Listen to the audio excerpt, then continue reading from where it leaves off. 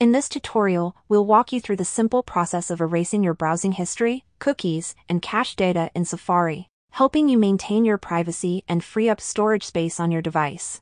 The process is the same if you have an older iPhone running a lower version of iOS or the newer iPhone with iOS 16 or 17. We'll just go over to our settings and then scroll a little bit down until you can see the Safari application in here. You want to tap on that and then you'll get to this page where we can see all the different settings that we can customize. But we'll scroll down until we can see this Clear History and Website Data option. We'll tap on this, and it says here that this will remove our history, cookies, and other browsing data. So if you're sure you want to delete this, just click here and then you'll have an option to keep all your current tabs in Safari or close them also. I'm gonna close them and my Safari history will be cleared.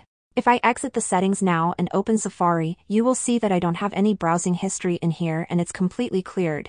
If you want more similar tutorials, make sure to subscribe to our channel and I'll see you in the next video.